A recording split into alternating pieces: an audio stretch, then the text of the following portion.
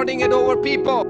For the Son of Man came not to be served, but to serve and to give his life as a ransom for many. Mark chapter 10 verse 45. I'm summarizing what I said this morning. And so Jesus set an example by what? Washing the feet of his disciples. And we did that this morning.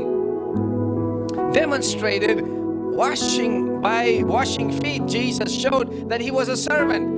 In our culture, whether it be Asian or African, we have this mentality that pastors and people like titles: apostle, bishop, archbishop, right reverend, right. I don't know what titles you need. The only title that you need is a servant of the Lord.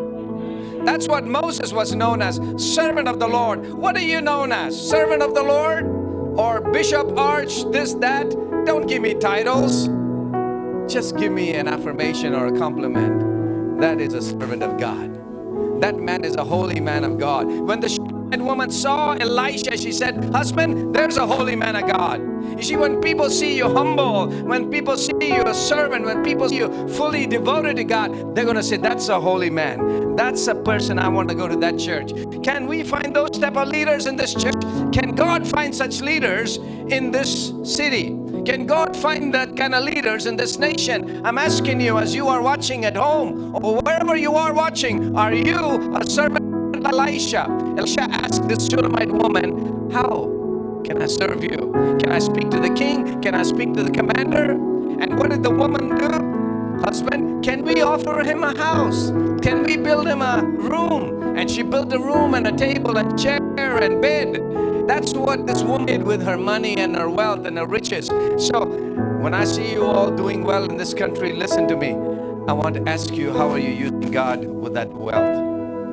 I don't know what it is about us from Asia or East Africa. We come here, we like to live in nice houses and drive nice cars. Some of you have 2 nice cars. Some of you have 3 nice cars. What are you doing with all that wealth? This woman served the man of God. Serve the men of God. Serve the body of Christ. Serve the kingdom. What you have is not for you, leaders. It's for the kingdom of God. God has given you affluence. Use it. Elisha said, can I connect you with the king? Can I connect you with the, commander? If God has given you affluence, if God has given you influence, some of you are influence. Some of you have connections all over the city or with important people. Connect people in your church to those needs. Leaders are always keeping their ear to the ground and saying, how can I help the church?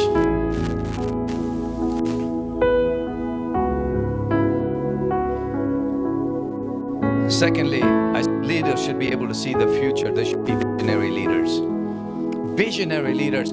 Elisha said to this woman, I see you down 1 year from now. Next year by this time you will be having a baby in your arms. What do you see? Do you see this church giving birth to people spiritually? Do you see yourself maybe planting another church? Do you see yourself giving birth to another church? Do you see yourself being a truly international church? You say, Grace Living, what? Is it international or is it just Kenya?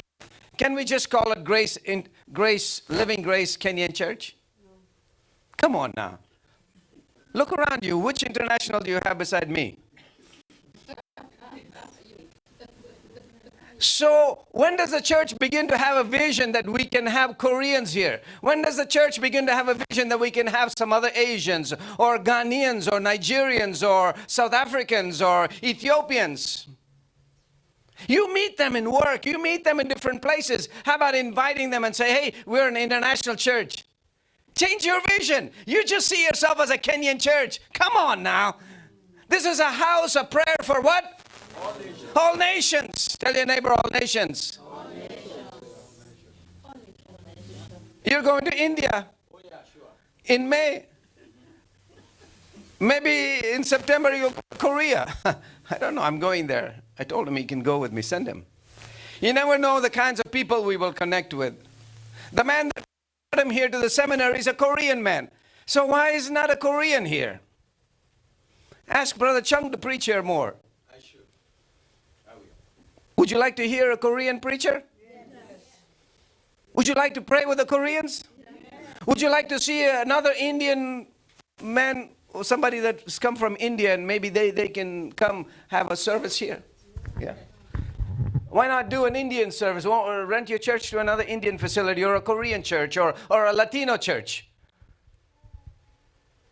This church can use its facilities for other people. See beyond yourselves. How about an Ethiopian church? How about doing an English class? How about doing an international class? How about doing a citizenship class?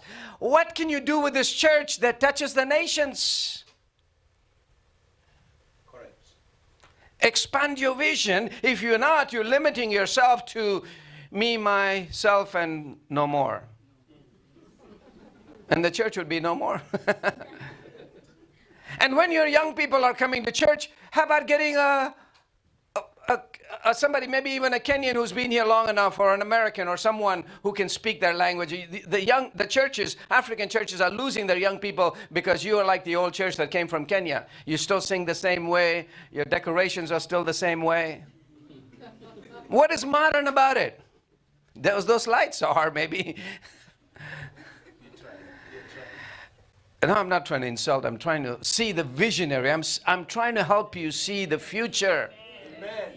That's true. I'm trying to help you see the young people. They're going to say, Pastor, can we do this? Pastor, can we do that? So what is the dimension that you can already create that your young people feel like they can fit in? If you come to church, my church in Arizona, we're a church mostly of Congolese and Rwandans and Africans. My pastor loves the youth. They spend thousands of dollars creating an atmosphere that the young people enjoy. They're creating music. They're recording music. They've got a great band. Do you see a band? Do you see a vision for a band? Do you see a drummer? Do you see a guitarist? Do you see a, violinist? Do you see all those people here? I see them. I see the drums over there. I see the congas over here. Next time I come, let it be here. So I'll play for it. I'll play on it. Come on, we're Africa. We need instruments. Keyboardists come from Japan or China somewhere. Why should that one make all the drum noise? Are you getting me? It's all canned music. I'm not insulting you. I'm trying to tell you there's more music. Why should the devil have all the good music? And you go to the clubs and you see all those people having good music. Nothing wrong with the keyboard making all that music, and I'm sure James could make it do 1,000 things. But I'm telling you, we need musicians. Do you see that? How do you recruit them? Where do you find them? Be prophetic. What Elisha saw down the road. Somebody say down the road. Can you see the church down the road? Bringing young people, having music concerts, having festivals, having gospel outreaches, seeing Koreans, Indians, white people. And I said to you, you want some white people, get the Ukrainian to come here. Because they're newbies. They're looking for a place. Help them out. Get them an apartment. Get them whatever they need. You be the church. Some of you got money. Some of you got nice cars, nice homes. Help them out. Give out your old shoes. I seen your garage. You got like stacks of shelves of shoes. Some of them need your shoes. That's true. Some of them need your shoes. Some of them need your clothes. You need some from Kentucky, come get it. I got some I can give away. We've got it, folks. But we've got to know how to serve other people, how to see the future. And when people see you, then they will see you as a church. Oh, that Kenyan church loves us. Let's go there. Oh, no, they're not a Kenyan church. They're an international church. Because after today's conference, they don't think of themselves as Kenyan. Because they think of themselves as the international church. I got to correct myself. Number 3. Are you ready? So did I summarize all 2 of them? For those of you who came late. Number 3. A good leader must be able to delegate. Let's divinely ask God to give us wisdom, because the way we've been doing business, and I've said this to pastors and leaders, you can't do it all. But yet, Elisha knew how to be a good leader. He said, Gehazi, here, take the stick, go and touch the boy. Here, take the stick, go. He delegated his responsibility. He didn't want to leave Mount Carmel. He just said, I'm doing my business of praying and ministering with God. And Gehazi can take this and run and do this. Moses didn't know how to do that. In Exodus chapter 18, let's go there. Exodus chapter 18.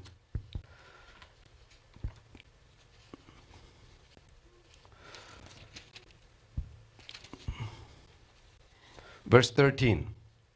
The next day Moses sat to judge the people, and the people stood around Moses from what? Morning till evening. Everybody say morning till evening. Can you imagine that, Harrison? You open the door from morning till evening, you're seeing people. When Moses' father-in-law saw all he was doing, he said, "What is this that you're doing for the people? Why do you sit alone and all the people stand around you from morning till evening?"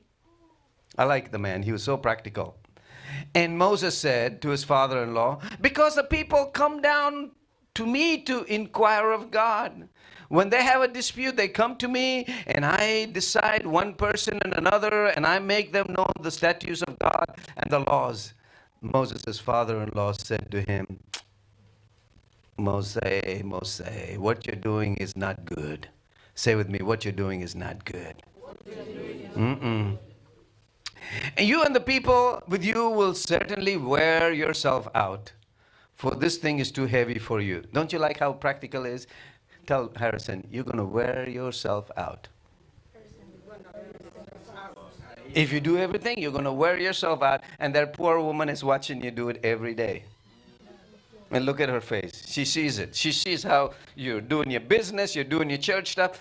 Everything you do. But I'm sure you do delegation. But whether it's him or any leader, just be careful. You will wear out, says Jethro. Now obey my voice, he says. I will give you advice. Say with me, Lord, we want to obey your voice. Give us your advice. And God be with you. You shall represent the people before God and bring their cases to God. And you shall warn them about all the statutes and the laws, make known to them. But verse 21 is the key one. Moreover, look for what? He says, look for able men who fear God, who are trustworthy, who hate bribes. Make them leaders over tens, 50s, and hundreds. Wow. How'd you know that this man Jethro was CEO of leadership? All he did to Moses was said, go take that sheep and graze them out there. You married my daughters, you got to pay it off. The dowry, just go graze the sheep. But little did you know that after he met God, he started leading these people. Jethro kept an eye on him, and he came out to check his son-in-law out, and he saw this son-in-law was just getting wore out. Didn't have time for his daughters, didn't have time for his grandkids. And he said, Moses, you're not at home. Your wife is not happy. Your children are not having a father. What is this you're doing? This is not good, Moses. Look, you choose men. Say with me, able men. That's what leaders need to be, able men, able to do anything the pastor asks them to do. Able to do anything that God asks them to do. Say with me, I'm an able person. I'm able leader. I'm an able leader. I will become an able leader. Number two, be what? Fear God. Fear God. You learn to fear God more than anything. Trustworthy. Are you trustworthy? If your pastor gives you something, God tells you to do something, you're trustworthy. What is your word? So many pastors will their word, but their word is not their word. It shows us as little as in time. I'll see you there at 9 o'clock, but they'll come at 9:15. If you're a leader and you cannot be trusted with time, and you're stealing your church's time, God's time, you're not a good leader. Can't show up to church on time, you're not a trustworthy leader. A church leader should be here before the service starts. A church leader stays in the church preparing for the service, preparing for a conference, preparing for whatever event, and says, Pastor, you just prepare yourself, come. Whatever time you need to, I'll be there. I'll get the thing ready and done for you. I know you got a lot on your plate. Just come. We'll have things ready for you. That is trustworthiness. How many of you want to be that kind of leaders? God, you can trust me with time. You can trust me with responsibilities. And finally, hate bribes. They don't hate bribes. Some leaders, what can you do for me? What's in this for me? I know you're not taking bribes in the church, but this leaders who are deciding cases, Jethro says, make they're not corrupt. In other words, corrupt. We can't have corrupt people. We can't have people saying one thing and doing another, because the people are going to say, oh, those church leaders, they're not honest. Their word is not word. We cannot trust them. I remember meeting this Indian lady, lawyer in Uganda, in Kampala. She said, I had a problem and I've been trying to learn about Jesus and about God, and I went to this church, and if I told you the name of the church, it's the most well-known, the biggest church in Uganda. And so she says, not the main pastor, but one of the associate pastors met her and says, what do you want? And she says, I want you to pray for me. He says, you have your envelope? And she says, what envelope? Envelope, you put your money in it. And she says, I've lost my job. I'm a lawyer, and all I have is this 300 whatever shillings for my boda boy to go back home. He says, okay, that's all right. Just put it in an envelope. And she's used to going to Hindu temples where the priest also asks for money, and if you go see prayer for prayer or blessings from the God, you got to give something to those idols or those gods. So okay, she decided to give that money in an envelope.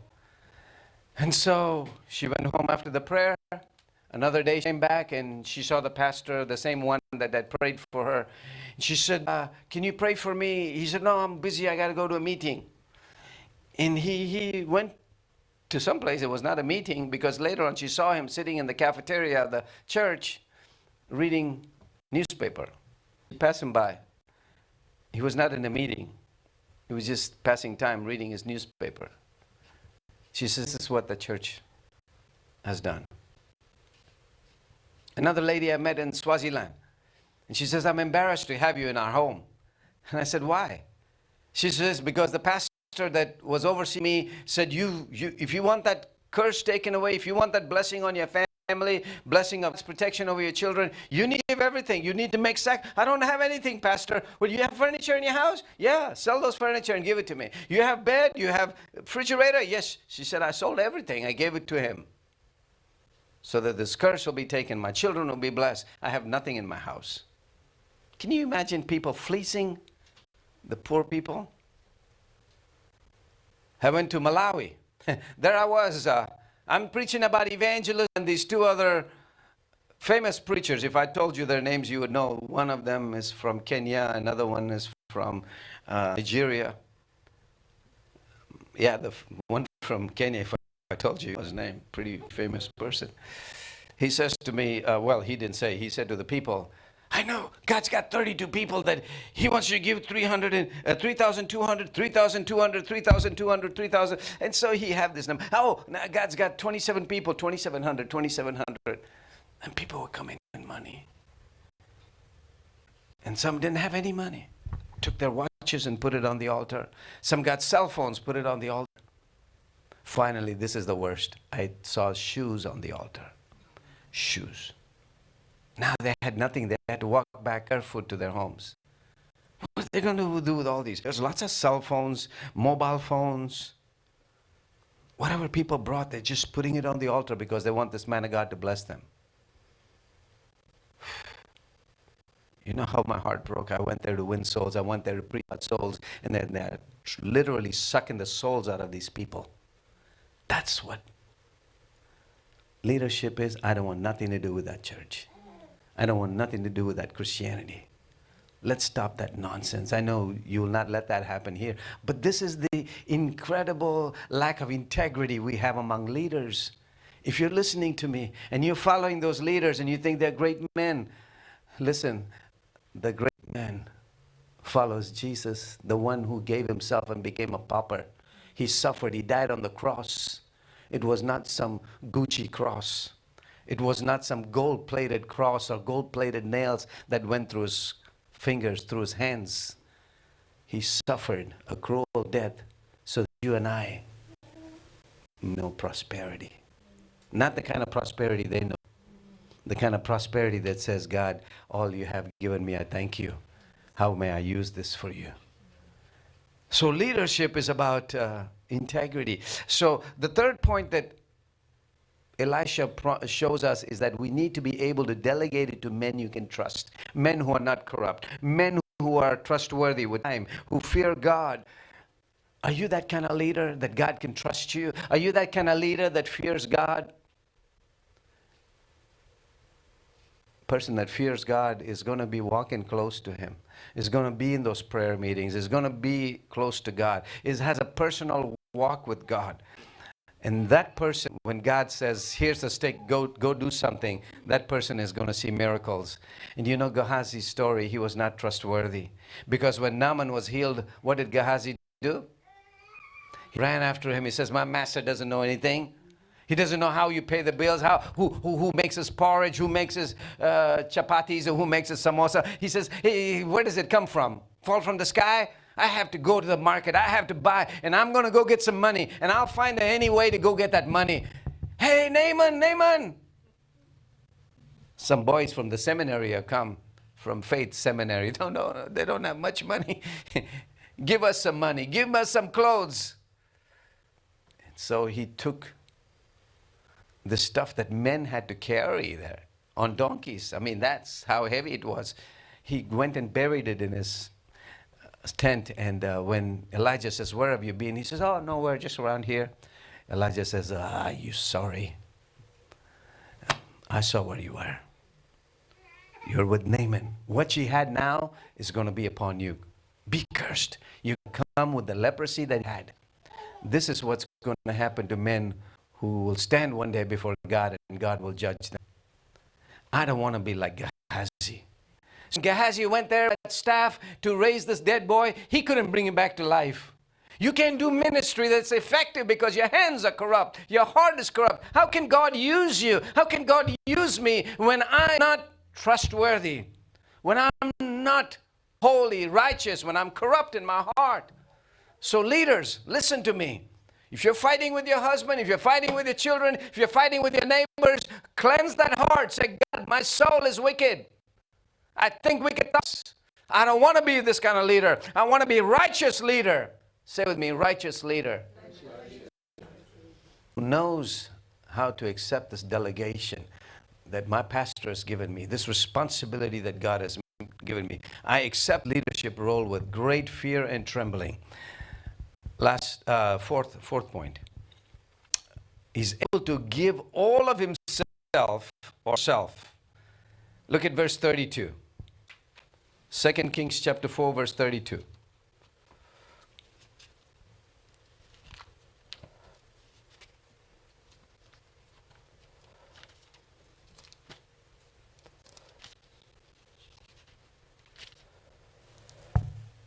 Verse 32.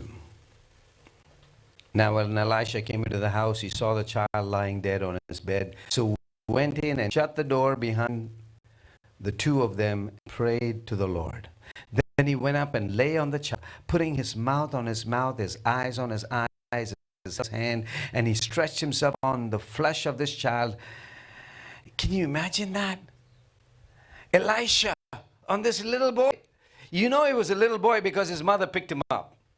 If he was a grown boy, if he was a big man, his mom wouldn't have picked him up. Let's just touch it. Yeah. You never know on an afternoon like this how all that good food is making you go off into la la land. But listen, Elisha went on this boy, mouth to mouth, hand to hand. Said, this boy needs life. Everything is gone out of him. Everything is gone out of him. And what I have in me, I have life. In me is a river of life. In me is a river that is flowing, that will well up with life. Jesus said, if any man come after me, he shall drink of this water, the living water. And I know that I have the Spirit of the Lord upon me. I have the Spirit. I have this anointing of God on my life. And I'm going to go in there and I'm going to lay myself on this boy. I don't care what anybody else thinks. How weird it looks. Eye to eye, mouth to mouth, nose to nose, hand to hand. Oh, I'm going to give myself all of me. All of me. I'm all in there. I'm all in there. Because this boy is dead. My church is dead. My children are dead. My finances are dead. My marriage is there. I'm going to do whatever it takes, God, because I'm desperate. Do you see that? Do you see what the man of God did? He's desperate. Gehazi, all he did was lay that stick on him. No desperation. The boy didn't wake up. This is what people who are not trustworthy do. But God entrusted him with miracles, signs, and wonders. And he said, God, if you'll bless me, God, if you'll use me, I'll give everything. I heard the story of Oral Roberts from Oklahoma many years ago. In the 50s, he was a great preacher all the way up until the 70s or so. God healed him from tuberculosis and sicknesses that he had. And God said to him, Oral, I'm healing you so that you will take this healing to the nations and heal people. Look at these people. God gave him a vision. Look at these people. They're crying here. They're crying there. Cancer, this sickness, that tumor. God gave him a vision of people that were sick, tormented, crying. God said, Oral, you need to go and preach to them. God, me, I don't know. So he went on doing ministry and didn't pray for the sick people for a long time. And then God reminded him again another time. And he said, Oral, I healed you so that you can heal others. Get up and go. And then he said, God, if you're really sending me out, I need to see this power. So he shut the door. And he said, I'm not going to move, God, until you show yourself to me and tell me this and give me the power. And he said, I don't know how long I lay there on the floor crying and asking God. But when God said, get up, go and heal the sick, I knew he had spoken to me. And life after that has never been the same. Amazing. He lay himself on that boy. That was such passion in him. You see, somebody is so passionate, they'll give their whole life. If they're passionate about this church, Harrison, they will give their life to this church. They will give their money to this church. They will be on time. They will serve. They will give their best. If you're a leader and you're passionate about Living Grace, you will give whatever it takes to make this church grow. Amen. I'm telling you, that's that's what Steve Jobs, the founder of Apple, you know, the Apple computers, Apple Watch, Apple everything. This is what he said. He said people who are passionate can change the world for the better. What he really meant to say was people with a purpose can change the world for the better. If you find your purpose, you will give your life to it. I give my life to this, to preaching the gospel. People say, why do you go to, Egypt and Pakistan and India and all these places, where anything can happen to your life? And now I'm getting ready to go to Ethiopia. One of the places that the U.S. government says don't go. It's a dangerous place.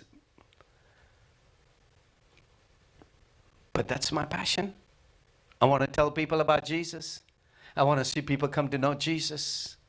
I'll do this without even getting paid. And Harrison has seen me. I mean, nobody pays me to go do those crusades in Kenya. Nobody pays me to go do those crusades in Egypt. I have to raise money for those things. When you have a passion, you will do whatever it takes to get the job done. Do you as a leader at Living Grace have a passion for being a leader, to lead this church, to win souls, to reach the city? If you are just a name for sake leader that has a title and a position in this church and you have no passion, you will have zero contribution to this church. You will not give financially. You will not give of your time. You will just expect people to treat you with respect and some leadership capacity so that you can say, I'm a leader at Living Grace. No, God's not looking for those leaders. He's looking for those leaders who will say, I'll pick up my cross. I'll die on that cross. I'll walk uphill with this cross. He's not looking for easy believism, easy leadership. Passion, it takes passion. This is what Elisha shows us, that one should be able to give themselves completely. And he did that. Can you see this visually? Can you see this big man lying on a little kid, and that little kid, so he must have scrunched himself to make himself smaller. Eye to eye, hand to hand, feet to feet, so that he could become totally embodied, totally over this child, breathing his life into this boy. And as he lay there, warmth, heat began to come into this body, but not life yet. Not life yet. Not alive yet. He gave himself completely. And in the New Testament, we see that the apostles, the disciples, and Jesus himself gave himself completely. If you're half-hearted about this ministry or the calling that God has on your life, you will not accomplish anything. God is looking for those who are committed to him 100%. John Wesley, the founder of Methodist Church, said, give me 100 men who hate sin, who love God, who are set on fire for God, and I will turn this world upside down. God is looking for those 100 men who will turn the city upside down, who will turn the nation upside down. But if you are just coming casually and putting in your time here and have no passion, you will not change anything. He was able to give all of himself. He was all in. I'm asking you today, are you all in? Are you all in with Jesus? Are you all in with Grace Living? Are you all in as a leader? Are you all in? Ask your neighbor, are you all in? Are you all in? Or you have some of it here and out there? We have 1 foot here and 1 foot there.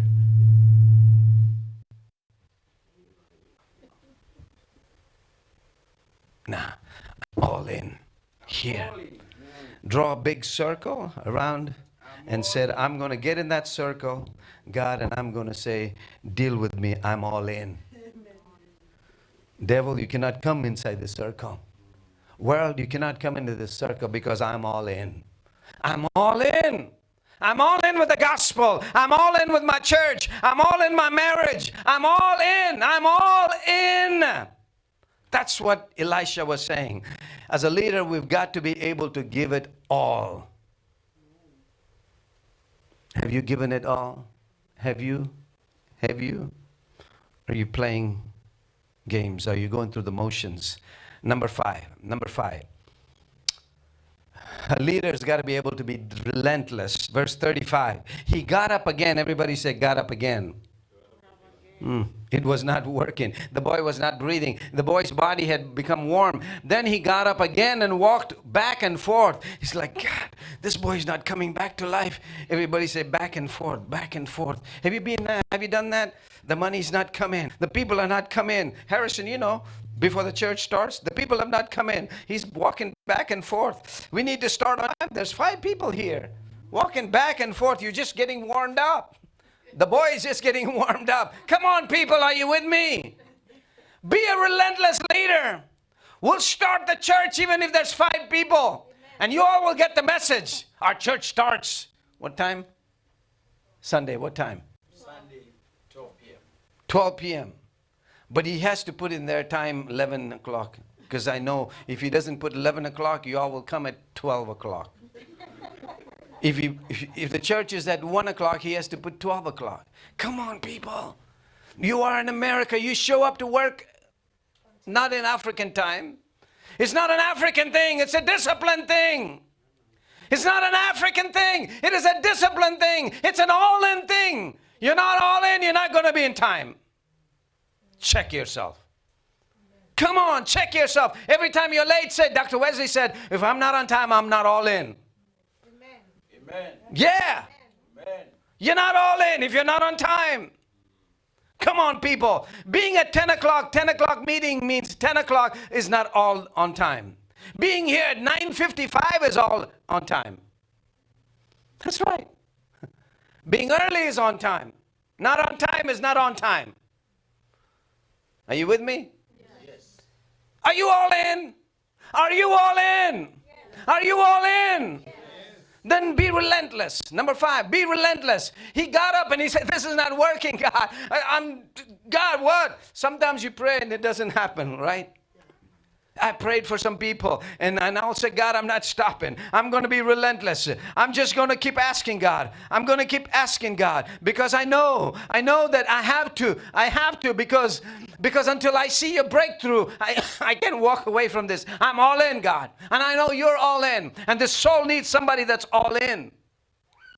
Come on, if that prayer doesn't work first, do it again. Don't give up. Don't walk away and say, oh, I prayed, nothing happened. I heard Reinhard Bonnke's story. God said to him, go rent a stadium when he went to Africa. And he said, a stadium, God? I don't know if I can fill 100 people there. So he rented the stadium. On the first day, guess how many people he had? 100 people. He said, I was so prophetic. My God fulfilled my prophecy. There was only 100 people. But then there's 100 people. He said, God, show your power. And he prayed over those sick people. And suddenly someone said, I can get up and walk. I can see. I can hear. And the word spread through the city that there's miracles and signs at the stadium. By the last day, he said that place was packed. You see, when you don't give up and you're relentless, God will fulfill the vision. You might see yourself here with only 50, 60 people, but you can go to 100 and 150 and a 500 if you are relentless, visioning, seeing souls, seeing people. And you need to have those good leaders like yourself who say, Pastor, we're with you. We'll see with you through. And we will be relentless, winning souls, relentless going on missions, relentless doing the things that God has called us. When you're relentless, God will heal. And sometimes you're like, oh God, if I pray and nothing happens, what happens? And that's one of the fears that Reinhard Bonnke talked about. He said, I felt like I got to pray for healing. And the devil whispered, what if nothing happens? So he was in a place where he said, he defied that voice, the devil was saying, what if nothing happens? He said, God is going to heal. And he's going to heal all the blind people here. How many of you are blind? Hey, that's a daring thing to say. And there were 4 of them. 4 of them raised a hand. And he said, with all the strength he could muster,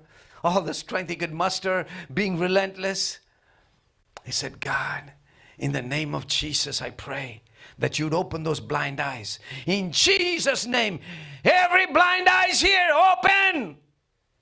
And he heard one person say, I can see, I can see, I can see, I can see all 4 of them. And the devil will whisper, what if they don't? What if they can't see? But you have to be relentless.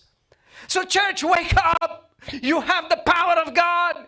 You have the miracles that will follow you. Jesus said miracles, signs and wonders will follow you. You will heal the sick. Does this church believe that gospel anymore?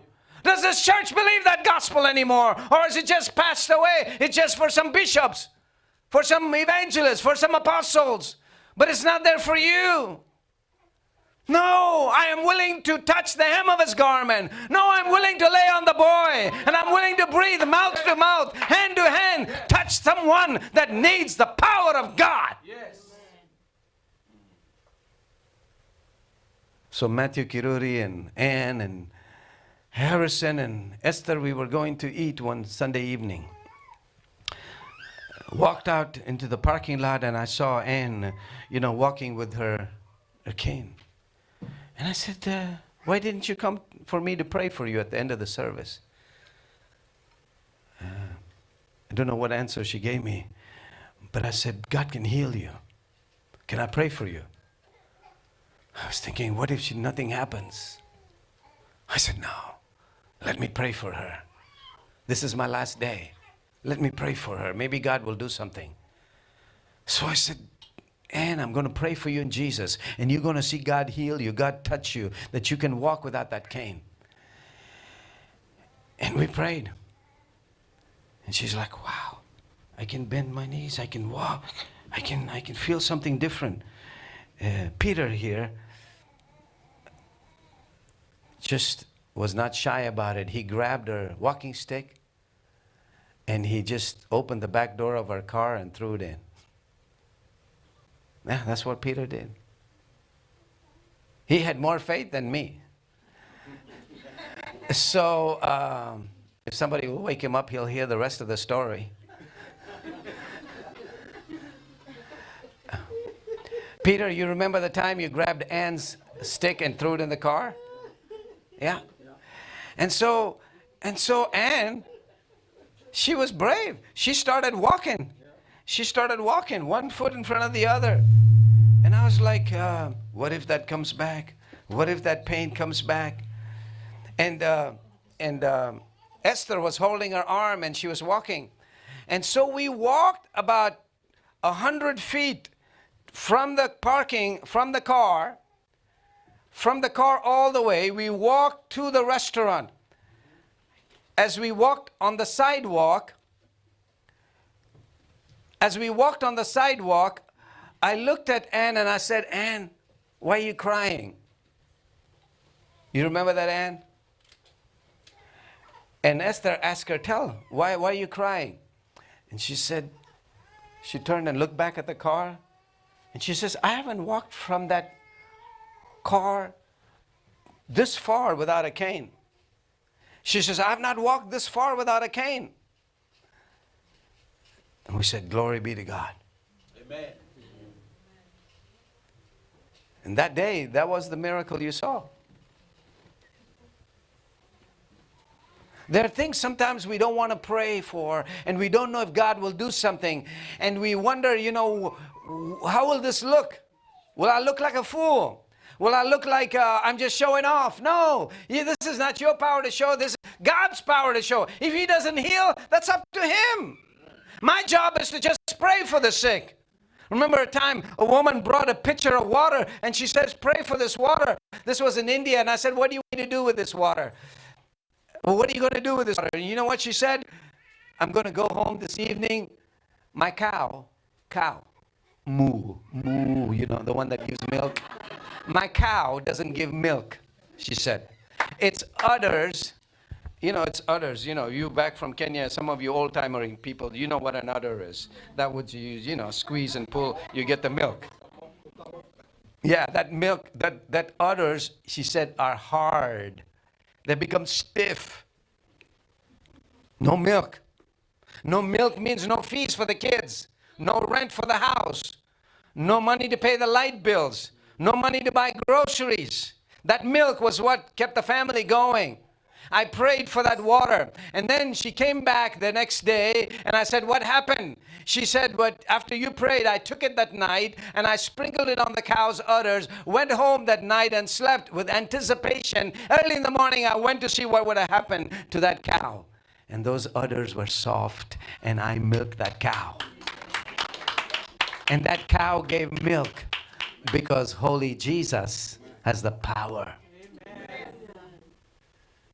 Folks, we got to believe God. For a cow, for a people, and maybe even for an old cow. So I was in Egypt. They took me to this house of an old lady. I didn't want to say she was an old cow, but an old lady. And I said to myself, this is my first trip in Egypt. God, I don't know, but you got to show yourself, because what do I have to give to people? You got to give me a Holy Spirit. So I stood on the Isaiah 61 scripture. The Spirit of the Lord is upon me. I've come with anointing to set the captives free, to make the blind see and the lame walk. You know that one? And so I stood on that scripture. And when they took me to her home, they said, this one cannot breathe. They didn't have all the oxygen and all the fancy stuff we have here. They were in the village and they couldn't go rent one and, bring it to her. So she was just breathing whatever air she could. And if she couldn't breathe some, then she's going to die. So they were all 15, 20 of them in a room. Some of them upset, some of them talking away, jibber-jabbering, just making a mess. And I see why Jesus got people out of the room. So I said, get out of the room. Everybody, my interpreter was a fool. I think he was like a Gehazi. I told him, get out of here. I said, I don't need you. So I just knelt by her bed and I said, Holy Spirit, give me the power to heal see this woman well. No Arabic, I don't know Arabic. So I knelt by her bed and every sign, gesture, sign language. So I did my prayer thingy and then I looked at her, smiled, and I said, how you feeling, She's like,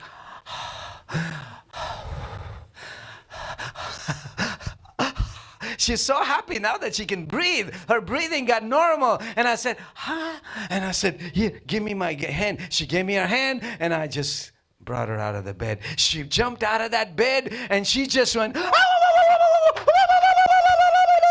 you know, she went, you know, like they do in Kenya. There's the sound, you know, that she was just all over the place. She was so excited. The people behind the door, they didn't know what was going on.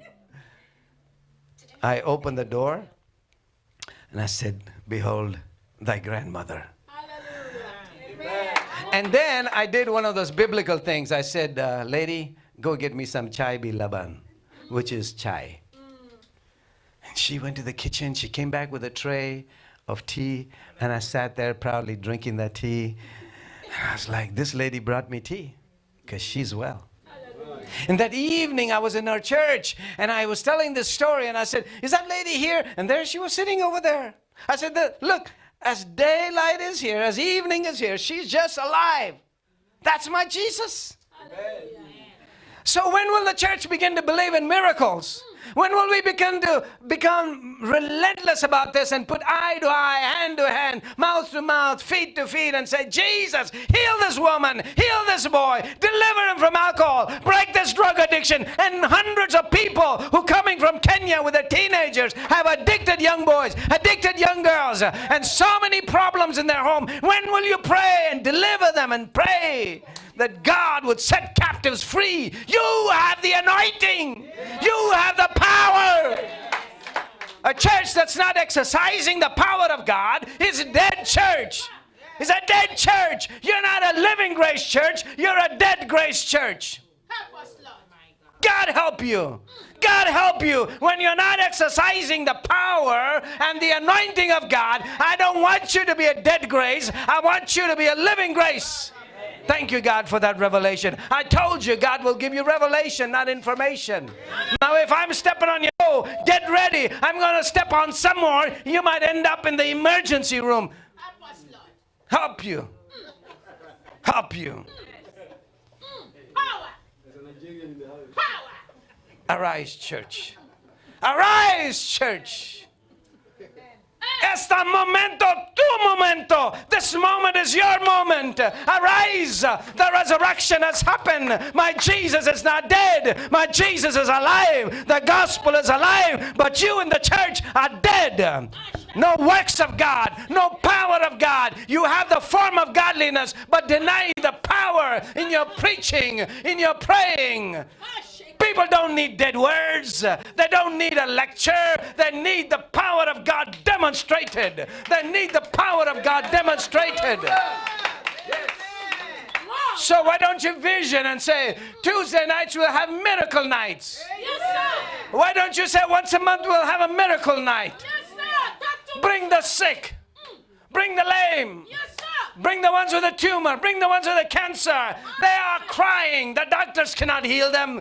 There's no cure for some of them. Bring the oil. Bring the power. Bring the anointing of God. Be the Elisha for today. Amen.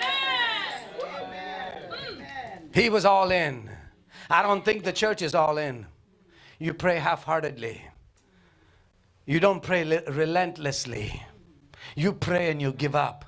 Elisha got up and he walked back and forth and he said, this is not working, God. You got to do something. I need a breakthrough. Come on, somebody. Say, God, we need a breakthrough. We need a breakthrough. We need you to wake us up. We need to wake us up, Lord.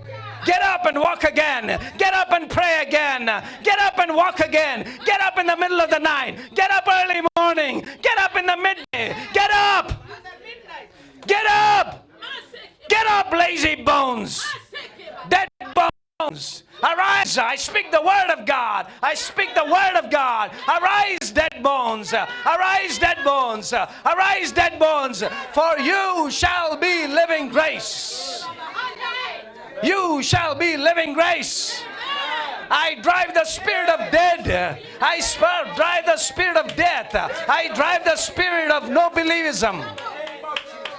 I drive the spirit of doubt. I drive the spirit of no believism. We are a powerhouse. We are a powerhouse. That is who we are. Hey! Lastly, Hallelujah. leaders are called to raise the dead. Amen. Hey! Yes, sir. Come on! Come to us. I am called to raise the dead. You know, I pray for that. I said, God said, help me to raise the dead. I was at the bishop in Argentina. He said he had raised 6 people. I was so envious when he said that. God, I want to see that in my life. I want to see somebody dead raised to life. I want to see somebody raised to life. The gospel has the power to raise somebody. Not me. I preach the gospel. The gospel has a power unto salvation. Amen.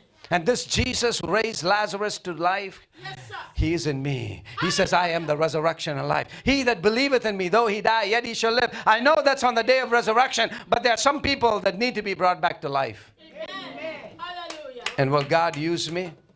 Maybe. Will God use your church? Maybe. But he's looking for leaders who are willing to go there. Amen. Come on, church, wake up. Yes, sir. Too many dead churches. Too many dead churches. Too many dead pulpits. Out of this place, sometimes words that are preached. Not, I'm talking about this. I'm talking about the pulpit. From dead tombs. Words are coming across to people. From the tombs. Come on now, that Jesus said this is not a tomb, this is a womb. Out of you shall come rivers of living water. Out of you shall come rivers of living water. And wherever the river of life flows, there shall be life. Amen. Ezekiel 48, or is it 47? It says, and the river of life began to flow from the throne of God. Wherever that river flowed, there was trees that bear fruit. There were fish. And men were fishing there for their livelihood. There was leaves that were bringing healing. That's what's inside me. Hallelujah. That's what's inside you. Yes, sir. You have a river of life. You have power to give life to others. Amen. Sick people, dead churches. One of the churches I preach in Kentucky has got about 15, 20 people. Every time I go there, my heart breaks for them. I say, God, bring life to them. Bring life to them, God. And then I remembered a pastor friend of mine in a city not far from there. He once pastored a church in that area.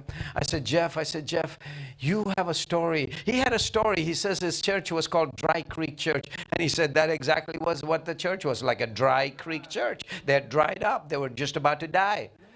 But God called him to that little church of 20-some people, and that church, by the time he left, became 200. I said, Jeff, how did God use you to do that? I said, will you come to this church and give them that hope? Give them that message that their church can also come to life. And so he's going there middle of May to speak to that church. I've arranged that, you know. So that's one of the things, you see, as a leader, I am networking people. I see this little church. I hear this pastor talk about how God used him to bring revival. I'm like, okay, church, there's this pastor. Can we have a conference call with him? And so I had this conference call with him. And now that pastor is going there to do a revival. And I'm praying that when he's doing the revival, he will breathe life. Oh, churches in America are dead. They need preachers who can breathe life. And I pray that your church will not get there. That you will be such a strong leader and say, Pastor, we're not going the right way. Pastor, we're not praying enough. Pastor, we're not fasting. We're not seeking the face of God. God would use you as a leader to bring life to the church. But you got to be like Elisha. You can't give up and go back to the master and say, well, it didn't work. That's what Gehazis do. Gehazi went back and said, Elisha, it's not working. No, I'm going to get up, walk back and forth, and I'm going to say, God, I will do everything until you raise these people, until you do a miracle. Amen. I'm not going to go. I'm not going to leave. I'm not going to forsake these people. And I'm praying this for that church in Kentucky. Their name is Corinth Baptist Church. Will you remember them? This little church called on Kings Mountain, infested with drug people, drug lords, people selling drugs, homes that don't have good parents, children that they're busing in on Wednesdays. They said they had 15 or 20 kids. And I said, that's your future. That's your life. You need to find a young pastor. And they were just bringing in old-time preachers, you know, who just want to be there on a Sunday to get a little honorarium. They get, you know, it's It is not how to run a church. Don't keep old men, dead men lying around in a church. They'll cause more death. You need young, fresh firebrands for God. And that's what I'm asking you. Wake up. Are you mad that the enemy is stealing? Are you mad that the devil is taking? Be like Samson. That's what he did. When his father-in-law took his wife and gave him to another man, he said, oh, hell no. You do that to me? He got 300 foxes. He tied their tail. He took a fire and he torched their tails. Don't do that. Don't do that. We're living in the living grace, the new grace. Don't do that. That's old grace. Don't follow that example. But you see what happened? He was so mad that he set those foxes, and he could see that fox lying, running into these harvest fields, into this wheat fields, and lighting up every place. And he could see everywhere they went because there was fire everywhere. There was fire everywhere. And did not Jesus take that 70 and he said, you are a foxy man. You're a foxy preacher. Come on, let's tie you together. Go to this city. Go to that city. Go to that city. Go to that city. And he set the places on fire. And God is looking for firebrands. God is looking for foxes that said, doesn't matter, my tail catch on fire. I will go into the devil's harvest field and I will stop the work of the enemy and I will do the things that God has called me. Get mad. Get mad like Samson. Destroy the works of the enemy. Bring life. The enemy came to steal, kill, and destroy, but Jesus came to give life. So give life. So give life. Are you a leader? Then say, I am with you, Pastor. We are a living grace church. We are not a dead grace church. We are a living grace. We are here to raise the dead. We are here to raise dead churches. You see some dead Kenyan churches, go there and help them. You see some dead white churches, say, you people are white and you're just dying. Come on, let us help you. You got fire from Africa. You got some preaching to do. Go to those dying churches. Go to those dying churches in America and say, you are there to pray with them. Why did God do that in my heart to this little church in Corinth?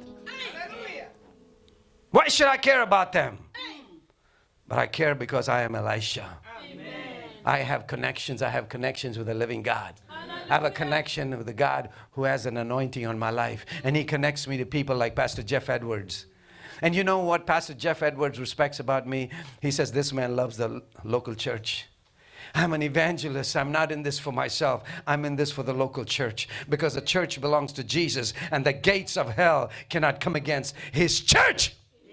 And I will give my life. I'll give my life to Living Grace. I'll give my life to any church that wants to advance his kingdom. But if you're just going to be lollygo, I'll say goodbye. You're a dead church. You don't need me. You're going to make me die. Hasta la vista.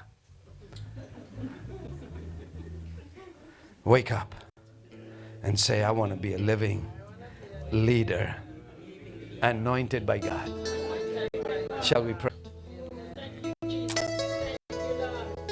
God, I will be relentless. Say with me, God, I'll be relentless. You can trust me, God. I want to be a visionary leader, God. I want to be a servant leader, God. If that's what you're praying, that's what you want, just raise your hand and just pray with me. Lord, I want to be a relentless leader. I want to be a humble servant. I want to be a servant that's all in. I want you to be able to trust me, God. I am a trustworthy. I want to be a trustworthy servant. I want to be a visionary leader, God. I want to see the future. God, would you reset me? Would you do a divine reset? If there's something dead in my heart, reset it, God. Renew me, God. Revive me, God. Refire me, God. Oh, God. Come now, Holy Spirit. Come now, Holy Spirit. If that's you and you are praying that, just lift your hand wherever you are and say, God, fill me with your Holy Spirit. Fill me afresh, God. Divinely reset me, God. And you step up to the altar. Step up to the altar. And say, God, fill me. Step up. Come on, step up to the front. Those who are standing, come on, step up. I surrender to you, God. Touch me Jesus. once more. Revive me, God. Renew me, God. Refresh me, God. Touch me once more. Touch me once more. Touch me once more. Touch me once more. Touch me once more. Touch me once more. Revive me once more. Touch me. Revive me once more. Revive me once more. Revive me once more. Revive me once more. Revive me. Come on up. Let me pray for you. Come on up. Revive me once more. Holy Spirit. Revive me once more. Revive me once more. Revive me once more. Revive me once more. Revive me.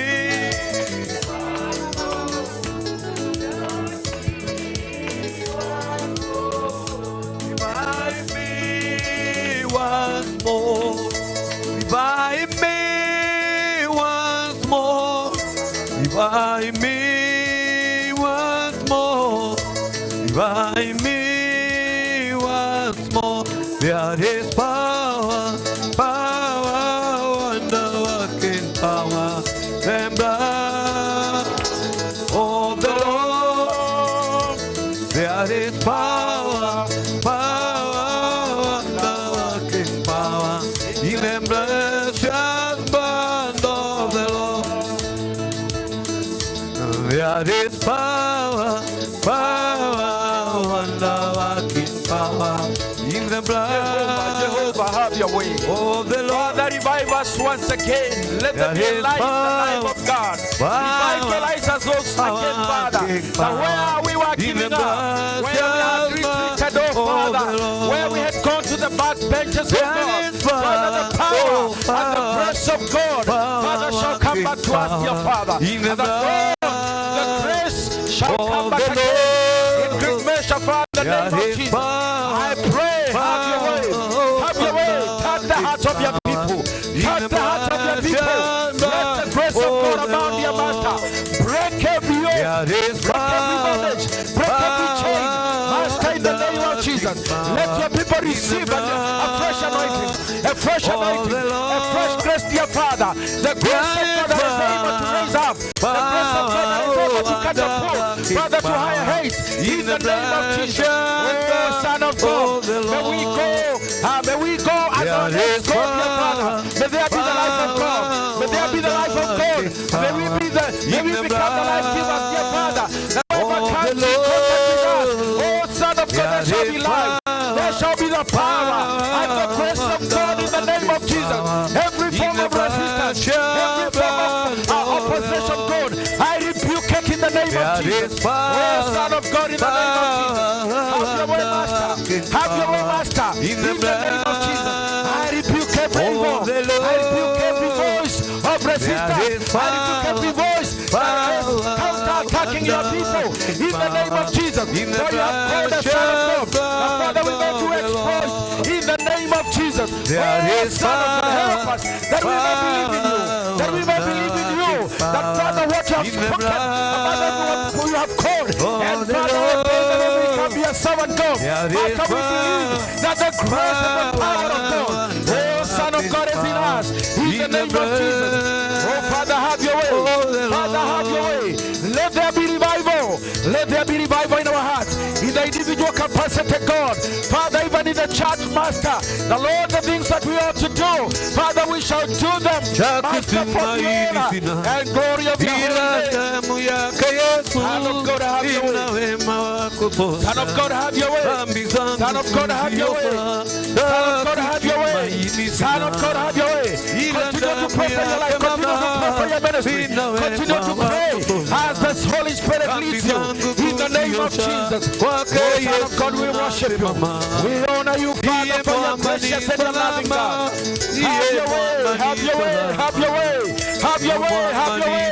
Revive that which was on the right of dead. Have your way, have your way, have your way, have your way. Even that reed that is broken, Master. Strengthen it, O Lord, tonight. In the name of Jesus. May you give us the confidence that you have been called and anointed and empowered, Father, and commissioned, Father, for the work of the ministry, Father, for the work of the kingdom. In the name of Jesus. Oh, Son of God, we shall not sit down any longer, Master, for the power and the grace to perform. Oh, Son of God, has been restored tonight. Oh, Son of God, you are resetting the hearts of your people, the spirits of your people. Oh, Son of God, that we may perform. And Son of God, the grace, Father, to function, may continue to increase in our lives in the name of Jesus. May the grace of God abound, Master, in the name of Jesus. Release the power, release the power, release the grace, release your anointing in the name of Jesus. Oh, hallelujah. Kuramazika ya ndori bakanta. Ramamamamazika ya ndori bakanta. Release the grace, release the grace. Master, in the name of Jesus. In the name of Jesus. We give you praise, we give you honor. In the name of the Lord. Master, see the hearts of your people. The heart gathered us, Father, to walk along with you. Father, to be used of you. Father, to become like the vessels, God. Oh, Son of God, have your way.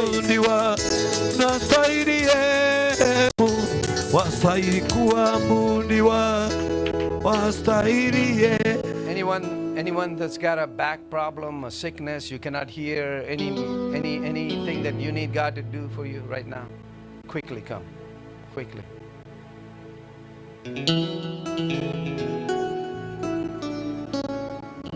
All right, just Harrison, just ask those. I'm going to pray for you. Just ask the rest. The rest of you go that way. Ask each one what they need. The one that you came here first, come. What do you need Jesus to do? Just ask them each. Here with my right ear. Huh? Doesn't hear. The right ear cannot hear. Which is your right ear? The right one. Okay, you cannot hear now? Close this ear. What can you hear? Can you hear me? From far, can you hear anything now? Yeah? From far. From far you cannot hear? Is that man far enough? Like that? Is he far enough? James.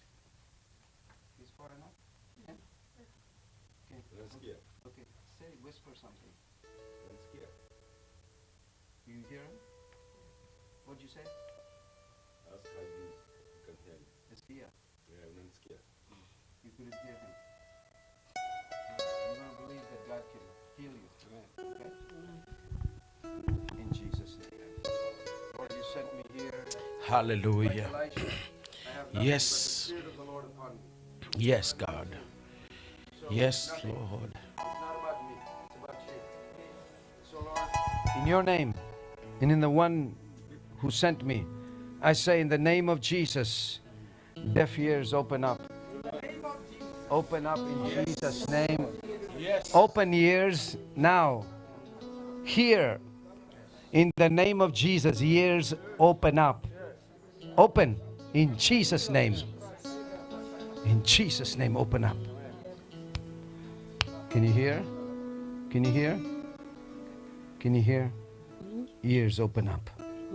In the name of Jesus. We give you thanks. We give you thanks for what you're doing. Now, that brother's still back there. He's going to say something. Close this ear. Say something. My name is James. Hear him speak, but I can't hear. Go ahead. My name is James. What did he say? Something, James? You couldn't hear that before. No. But Jesus, completely open these ears, Lord. Completely open these ears in Jesus' name. In Jesus' name, open up. In Jesus' name, open up. In the name of Jesus, ears open up. Completely. Thank you, Jesus. Thank you, Jesus. Thank you, Lord. Say something, James. My name is James. Say something different. Nasikia? Can you hear me? You hear him? Yeah. What did he say? Can you hear me? Can you hear me? Okay. Wow. Can you hear differently? Can you hear differently? Yes, I can hear Alice. Yeah. Glory, glory, glory to God. Glory to God. Amen. Thank you, Lord. Hallelujah. Hallelujah. Lay your hand on your back. Lay your hand on your back.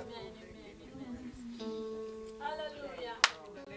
Who's the woman in the church that prayed? Woo. Hallelujah. This one? Lay your hand on her back. Hallelujah. Thank you, Jesus. In Jesus' name. Now before I pray, what can you not do? Can you bend? What can't you do? It pains when you bend. Can you do it? Raise your hand? But it pains. Right now when you raise your hand, tell me, what is your pain? 0 to 10. When you raise your hand, what is it? No pain. If you bend, what is your pain? 0 to 10. 0, no pain. 10, a lot of pain. Bend. It's 8. It's 8 now or 10? Huh? About 6. Bend some more. How much is the pain?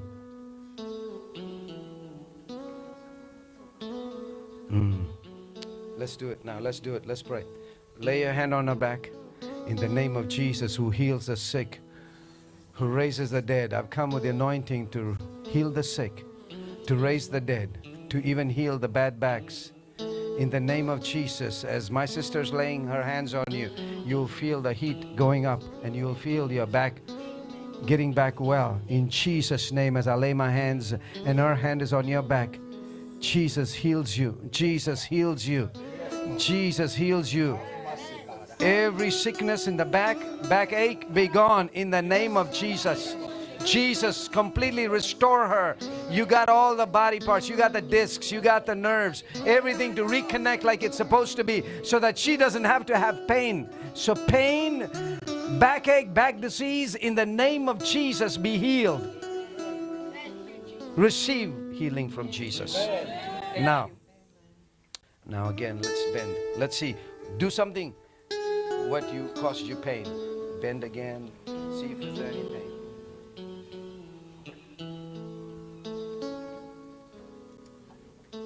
It's going away. Any pain? No, not much. All right. She says not much, so I'm going to walk back and forth and I'm going to pray again. Thank In the name of Jesus. No more pain, Lord, that she should be able to say, pain is gone completely. In the name of Jesus, I'm praying again, believing that you hear my prayer just as you heard Elisha's. In Jesus' name. Amen. Be healed. Amen. Do this for me. Could you do that before? So painful. But now you can do it? No pain? Bend now. Slowly bend. Slowly bend. Any pain?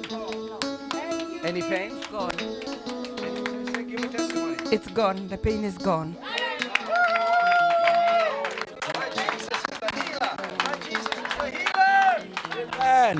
All right. Come. What's your pain? What's your problem? Every time I go to backache, swollen legs. Yeah. Right now, if you bend, what's the pain level? Right now, bend a little bit, see what your pain is.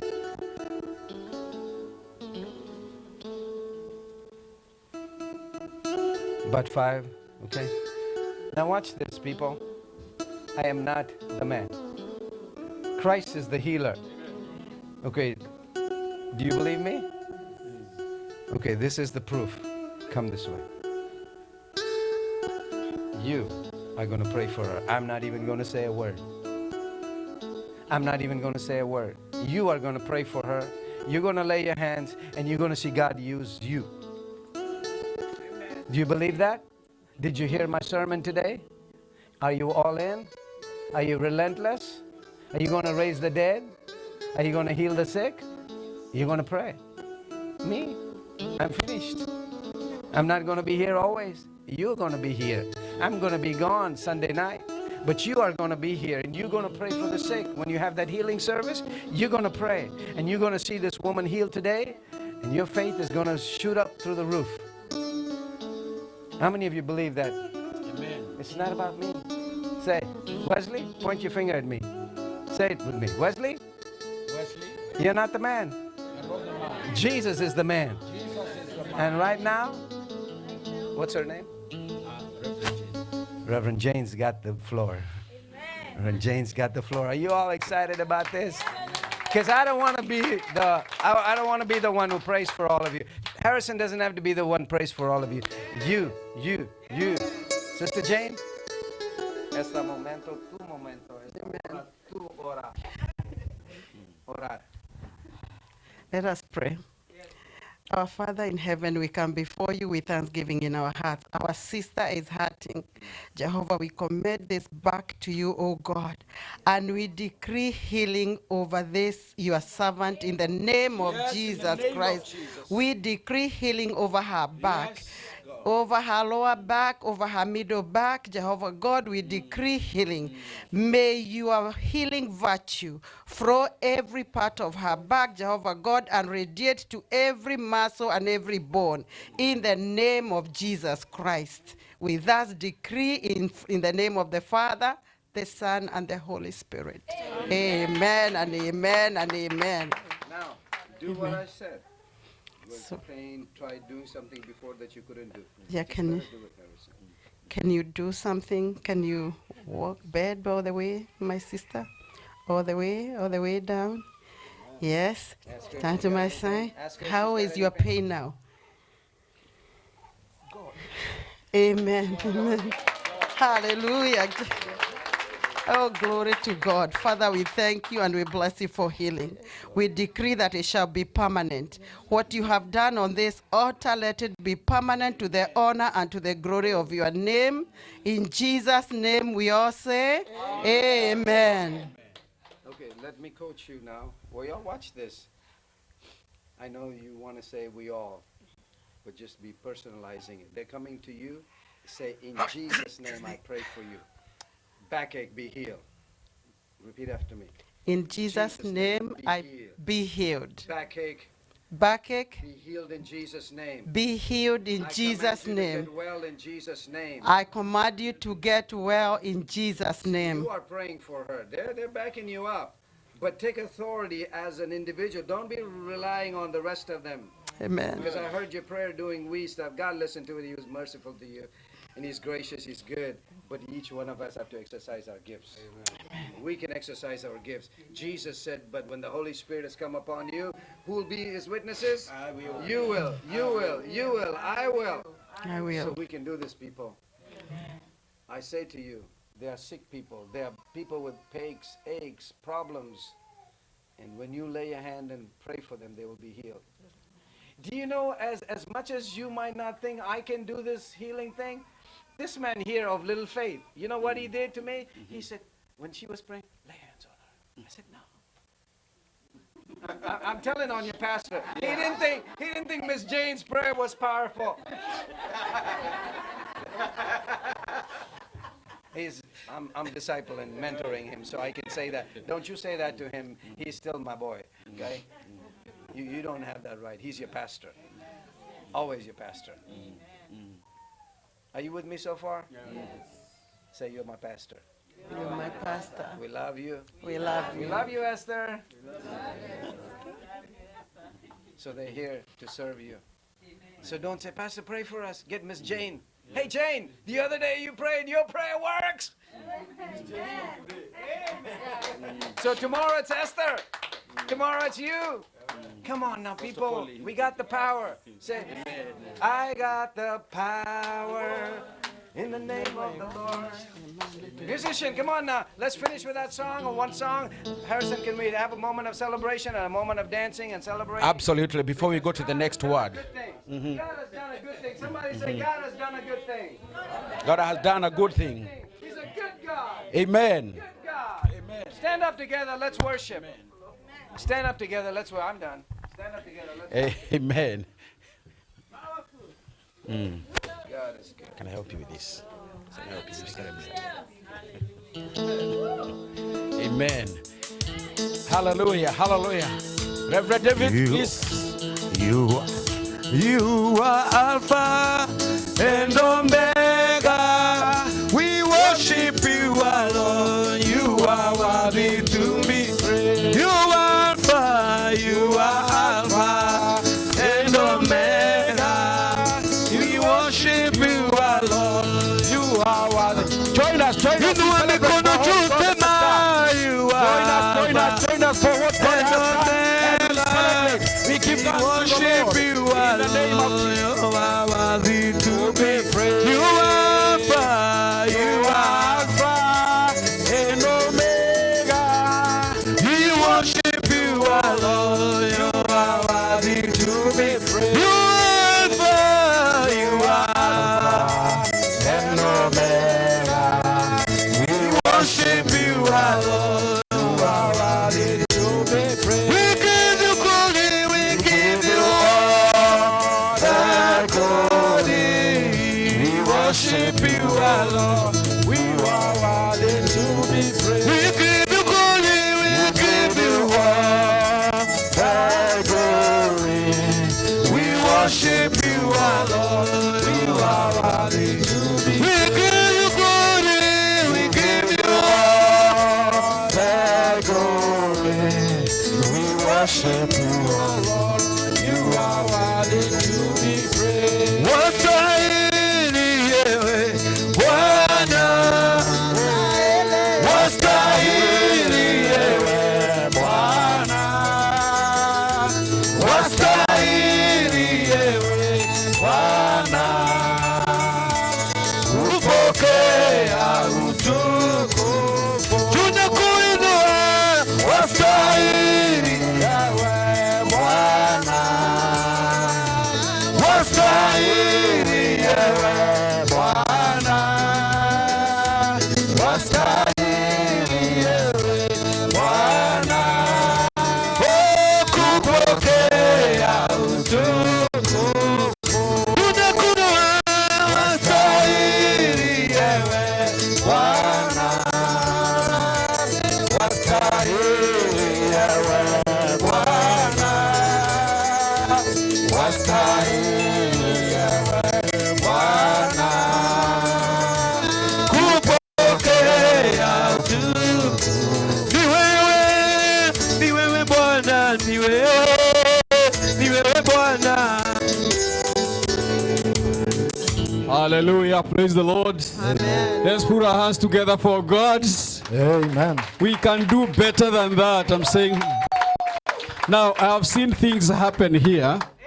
And last night we had a liberation that this altar is silent until it's activated. It understands the language of sacrifice. So the altar remains silent until you activate it. It understands the language of sacrifice. We have sacrificed our Saturday and we are here. Now we are going to sacrifice in form of our pockets. It's time to give an offering. Amen. Give a sacrifice so that this altar can understand when we go to the next level. That's the language that the altar understands, is that one of sacrifice.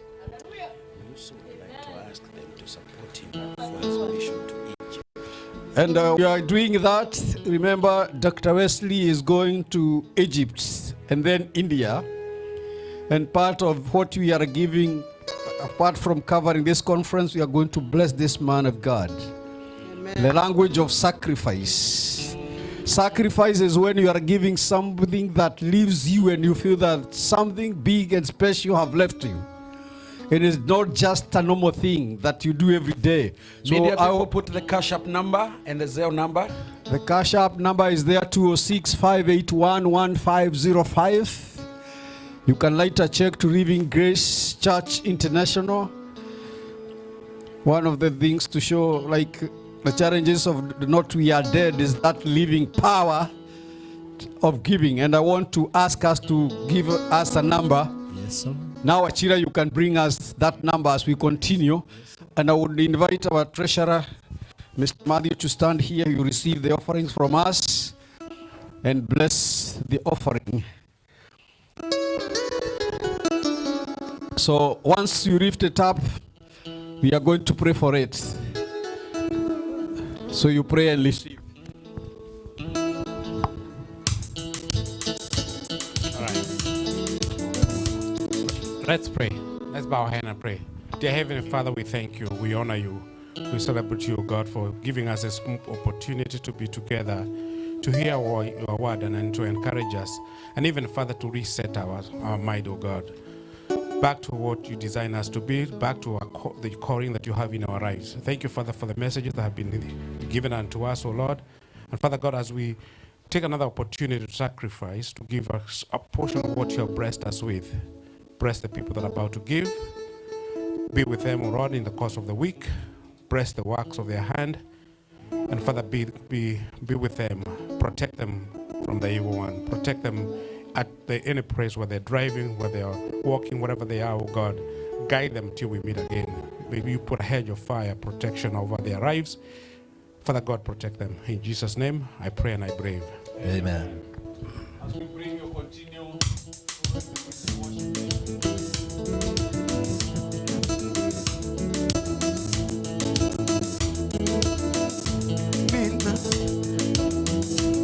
Nina siri na Yesu, yanifanya niwe jasiri.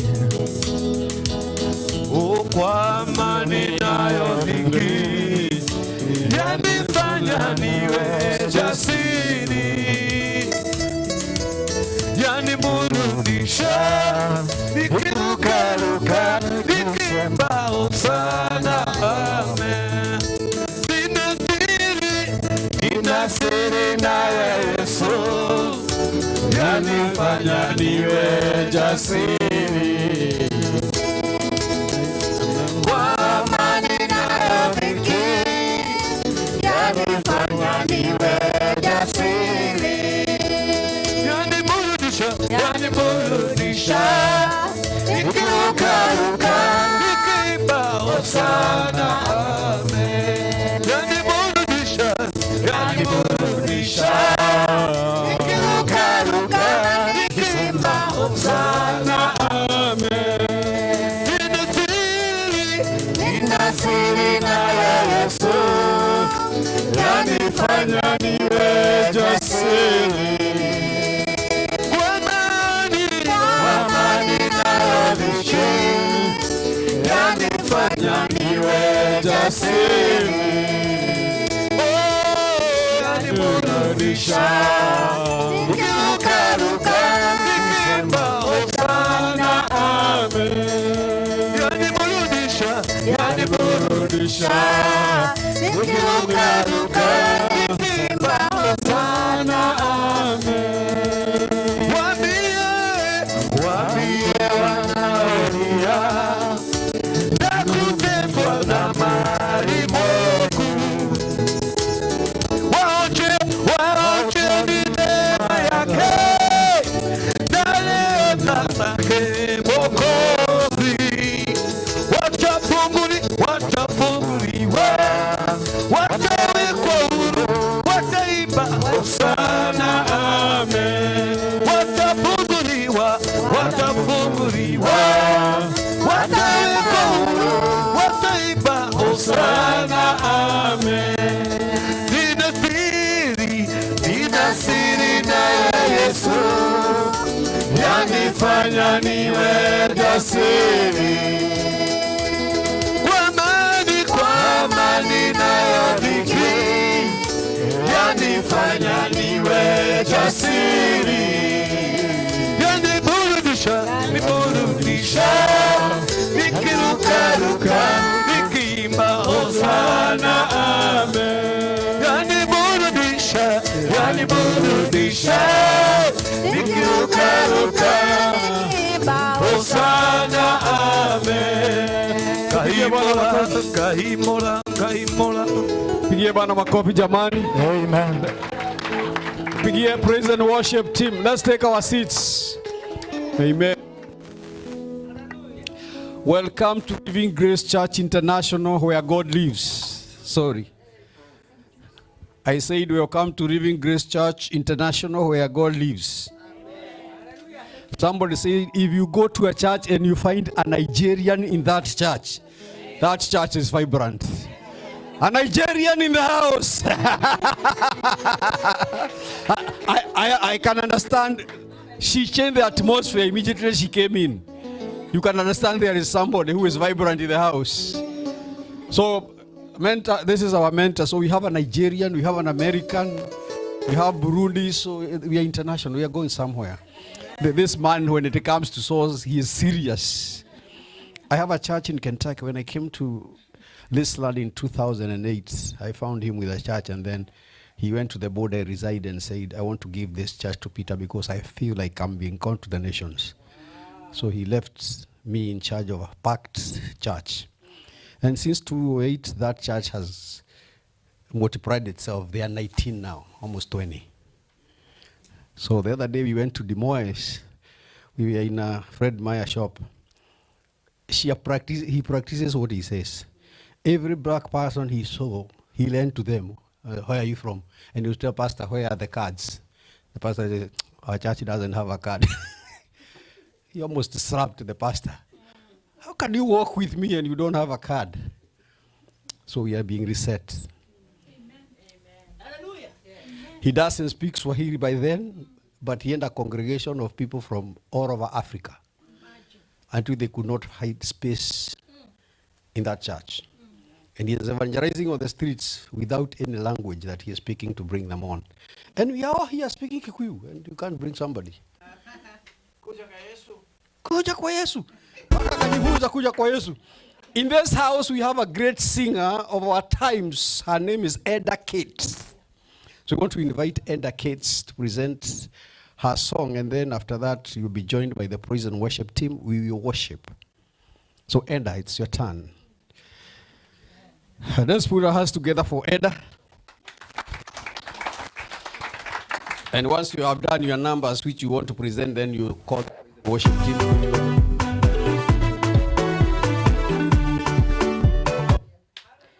Praise God. Hallelujah. Praise God, church. Hallelujah.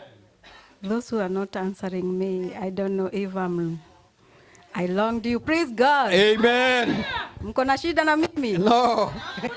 Did you receive healing? Amen. I did also, and I'm glad I'm here. And I'm here to praise God. Amen. And I'm here to be blessed together with you people. It's my first time to be here. I'm honored. Thank you, Bishop Peter. He's my friend. He invited me. He came to my wedding. I'm married. I'm a mother of 4, and I'm proud to be saved this evening. So I sing.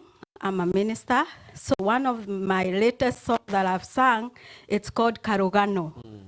Karogano, for them who are not understanding this language, is story.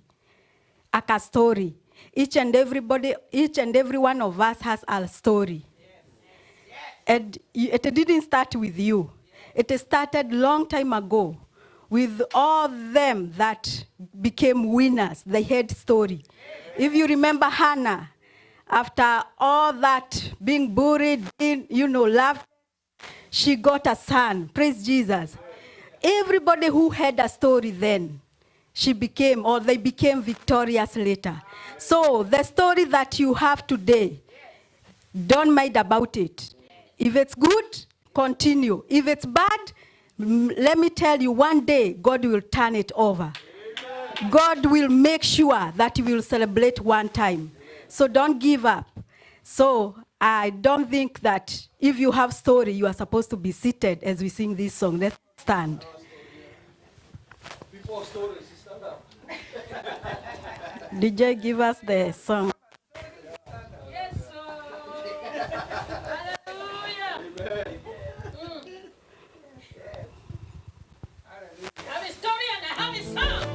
Yeah, thank you.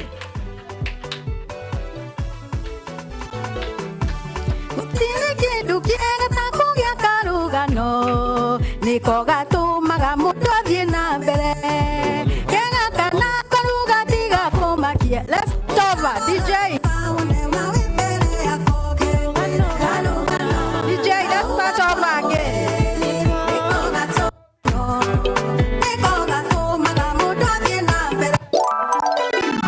Haya, pigia Bwana Yesu. Yes. Niko gego tumothi na mbere. Niko gatumire ngaketia na mbere akinya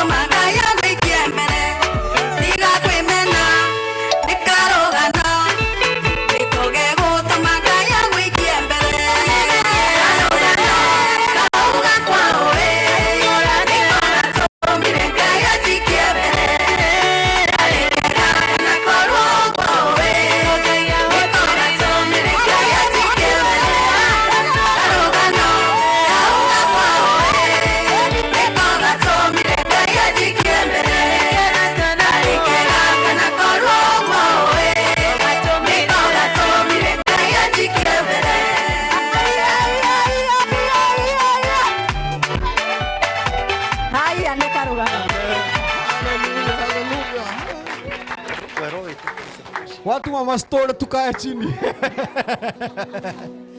Wow. That story.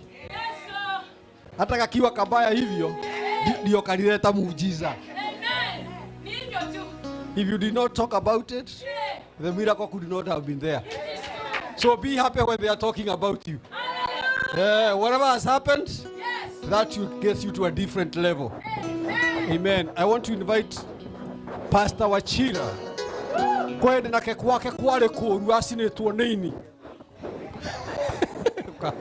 Mwina inaenda. Yeah. Kwale kuru. Amen. Bwana asifiwe. Amen. Praise God. You know what? I was not expecting to perform my music here, because when Pastor Harrison called me, he called me, I'm coming to minister through playing keyboard. So I had prayed for that ministry. So I was not even prepared. Oh my God. Amen, amen, amen, amen. God bless you so much. DJ, I wanted you to put my song called Leunikwega. Bwana asifiwe. Nashukuru Mungu sana na nyenyekea sana. Mimi naitwa Pastor Charles. When I was standing here last time, I was Brother Charles. But now I'm Pastor Charles. Oh God. Thank you so much. Amen. JCC America. Amen, amen, amen. May God bless you so much. Asanteni sana. Thank you so much. Our guest preacher, you taught, Dr. Wesley, you taught me something here, and how we should supposed to minister even to people. Praise the name of Jesus. Amen. Thank you for that good ministry. Amen. Oh, I wish we can go to Mombasa, Mtwapa. DJ.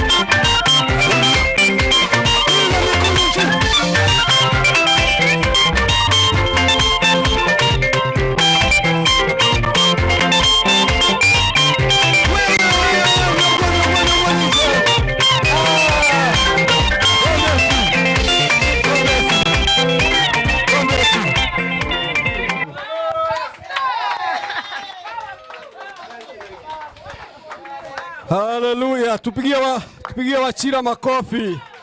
Amen. Bara nene ya muthungu na kwari tutikana hutie ndora riu roro ria tukiri na nyingi ngari ici rugamite hanja.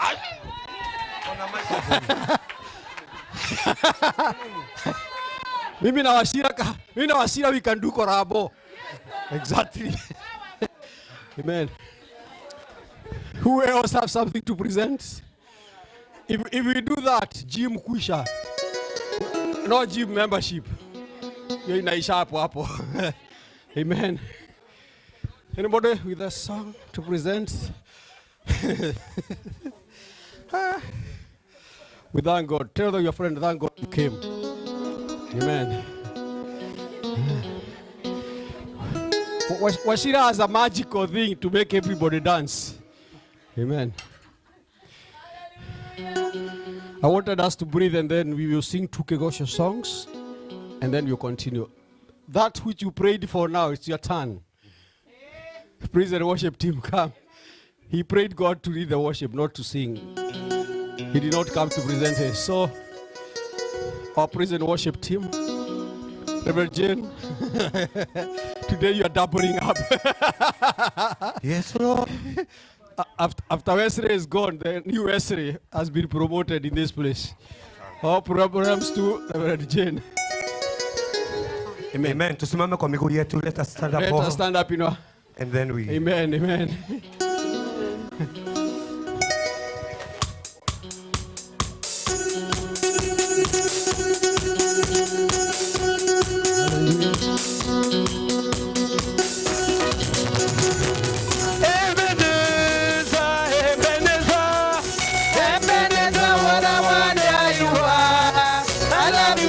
So much Ebenezer, Ebenezer, what a wonder you are.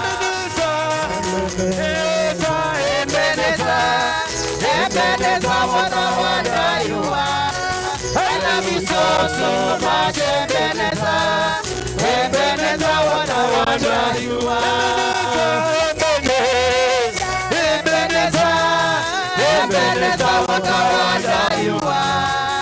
I love you so much, Ebenezer, Ebenezer, what a wonder you are. Ebenezer, Ebenezer, Ebenezer, what a wonder you are. I love you so much, Ebenezer, Ebenezer, what a wonder you are. Elohim, Elohim, Elohim, what a wonder you are. I love you so much, Elohim, Elohim, what a wonder you are. Elohim, Elohim, what a wonder you are. I love you so Elohim, Elohim, what a wonder you are. Receive our praise, O Lord. Receive our praise, O Lord. Nothing can ever give us to you. We give our praise, O Lord. We give our praise, we give our praise, O Lord. We give our praise, O Lord.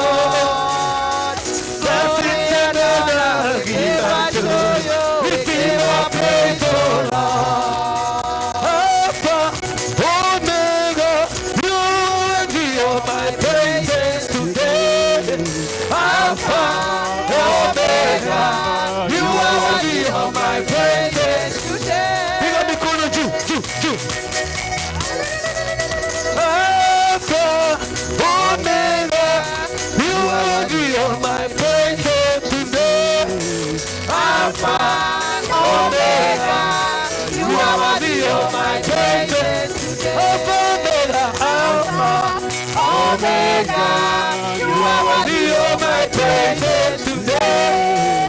Alpha, Omega, you are worthy of my praises today.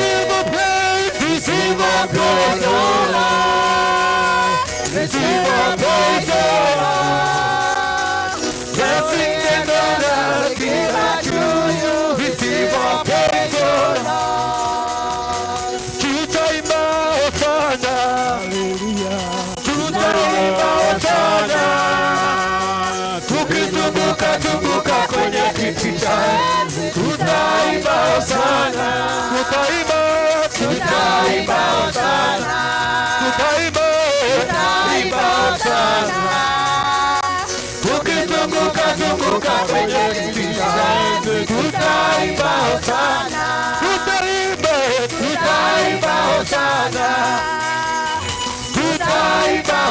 Hosana.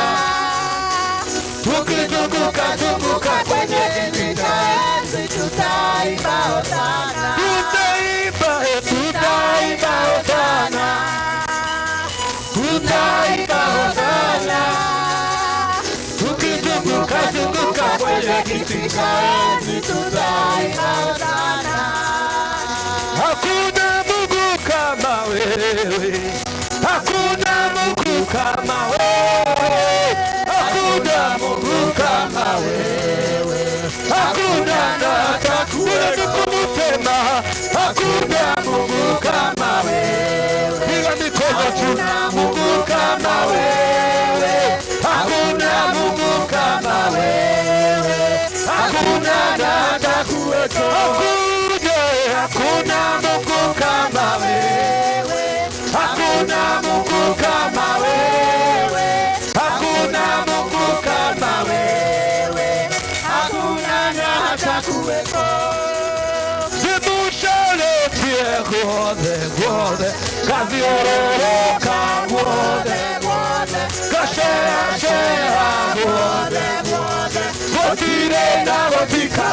Zibushale tie gode gode.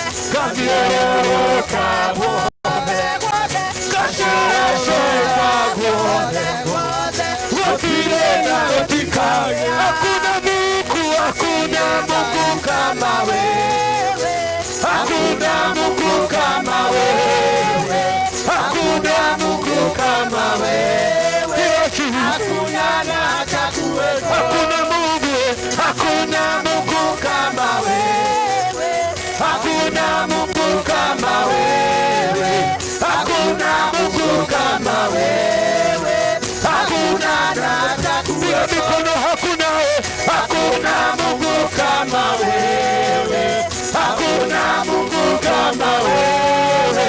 Hakuna Mungu kama wewe. Hakuna na hata kuweko. Ushareke gode gode.